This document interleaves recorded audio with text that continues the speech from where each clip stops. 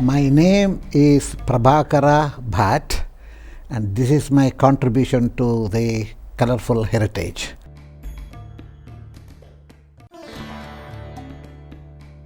It's a very odd story. When I was working in Coimbatore in India, I was an assistant professor. I was teaching in a college, and one of the colleagues, one of the staff from Glasgow University, he came as a visiting professor. So we shared certain courses, and then one day he asked me that why don't you go for a PhD? And I said, why don't you sort of go for a scholarship, apply for a scholarship? And I said, you see, my problem is I am supporting my parents. So if I get a scholarship, that would only support me. It would not be enough to send money to my parents as well. So that's one of the reasons why I'm hoping that one day I will probably do a PhD. Then he said, well, in that case, why don't you come to Glasgow? I will organize a job for you. So I said, fine. And he wrote to the head of the department here, and he said, well, if he's good, just bring him over. So I did a PhD part-time. So full-time PhD was 3 years. Mine was 4 years because that was the requirement. So that is how I ended up by coming to Glasgow University in particular. So I had no interviews, nothing, absolutely nothing. So I just landed here on 10th of August, and that's the end of the story. In 1966, I came here. I stayed in Great Western Hotel. That was a hotel just near Botanic Gardens. And that's where large number of people from all over the world sort of came. So that was my first experience of meeting people from Africa as well. I hadn't met people from South America, Ecuador, all sorts of places, and that was a great experience to me. So, and of course there are plenty of Indians as well, and particularly doctors who are working towards their MRCP and FRCS and things like that. So I had a wonderful time in Glasgow. There, you see, for £5 a week, so you got your breakfast, you got your dinner, and you got your accommodation. So my salary in those days was £110 or something is what I used to get, and I used to send about £25 to my father in India. It was a great experience. In India, these Pelican and Penguin books used to be very expensive. I couldn't afford it.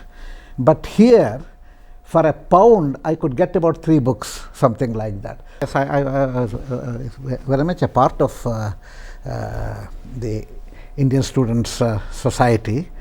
We also had, as a part of it, what was called as a study group. So the idea was that we used to meet on Sundays, and we would get speakers from Scotland who would talk about several aspects of history of Scotland, our culture, and all these sort of things. And my job was to go and get people to attend that. It's always a problem when you organize lectures and things like that. And also, the cinemas used to go show on Sundays Indian movies. Okay, so it was very difficult. You had to really buttonhole people and drag them into sometimes we used to get extremely good lecturers, and the attendance used to be poor, and vice versa. You would get a lousy one, and then you will get so that was a problem. And so that was one of my jobs. Sunday morning, I used to get up after my breakfast, etc., go and meet people and say, there's a wonderful talk today, just come over. And so it used to be from about 2 till 3:30, something like that. And then we used to have tea and things like that. We got married in Glasgow, and one of our friends, he was doing PhD in fiber physics, and he was our priest. So so the whole thing was sort of concocted, not in any seriously orthodox way or something like that, So I met her through my job of going and getting people to attend these lectures. So that is how I sort of met her, and we got married in 68. She was a education psychologist. She had studied in Glasgow. She had come here also on work permit and things like that. She worked as a teacher for a short while in Dumfries in her own private school, and then she wanted to do education psychology, so she came over here. English was never a foreign language to us, so in fact I hardly wrote to my father in my mother tongue. I wrote only to my mother in my mother tongue, but to my father it was always in English. And my father, when he was a student, he had bought a lot of novels, etc., in English, and also Victor Hugo and things like that, translations from French, etc. So we are quite familiar with English literature. In fact, our knowledge of Britain was essentially through literary works. I was never a very religious type of person, etc. So, and we also found, say, for example, Diwali or something like that, if you simply buy some sweets and eat, it doesn't give you any feeling of festivity. Festivals is when everybody is celebrating. And when our children were born, we started celebrating Christmas in the house, mainly for the children, but we also therefore participated in that. So that was probably, I would say, main festival for us, because there were not many organizations who were celebrating Hindu festivals, etc. in those days. I was involved in people call it a South Indian temple. So they had started the mandir. We used to meet in Partick Borough Hall. Initially, we didn't have our own building. There were 3 families who were involved in that. One was Dr. Raman and his wife, and then there was Dr. Daraswamy, and then Mr. Jagannathan and his wife. And they put the money in the beginning to get the images and things like that and everything. It was purely that we have to do something, that sort of attitude.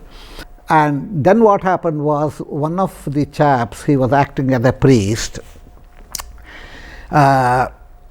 He was more interested also in developing his travel thing, etc. So they were looking for another person, and I know Sanskrit fairly well. So one of our friends suggested to Dr. Daraswamy, why don't you get Prabhakara? He will be. So I was really drawn in, kicking and screaming to become the priest. So that is how the whole thing happened. And it has given me a new interest as well. I would probably say that. And I'm retiring from the temple end of this year, so because I feel I have done enough. So Scottish Asian arts, there was one Mr. Coley, he passed away, and he persuaded, so he really started this Scottish Asian Artists Association, it was called as in those days. And then he persuaded the Glasgow Education Department to get a teacher who can teach the music, etc.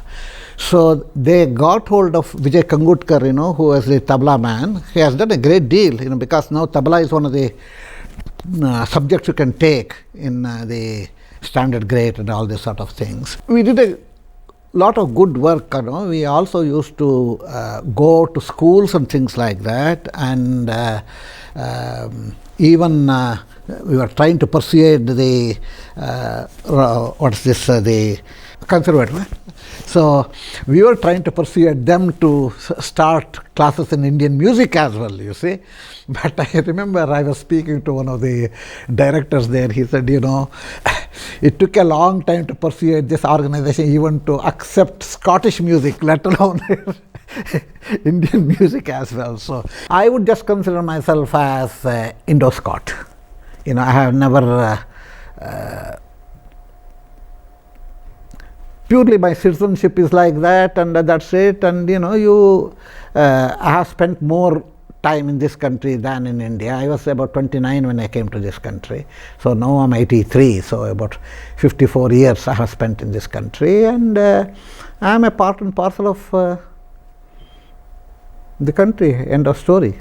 As I said, I had an easy time. That's probably purely. See, I'm a vegetarian and I'm a teetotaler. And in the department, there's always fruit juice for Prabhakara. So, there was never, I had never been pressurized into doing this or that. I used to go, our department, we used to go to a pub on Fridays, after work. I always used to go with them. Initially I would ask for an orange, you see. So, but that used to be only a small amount, you would finish in no time. So then I started asking for a pint of orange juice. So it was a big joke. So I would go on, because why should you just isolate yourself? Even for my son, we told the same thing, that, doesn't mean you have to go and drink or something like that, but don't isolate yourself. You should be a part of the community. Yeah, I mean, our people have contributed in every way, to the culture, to the society. Yeah, yes.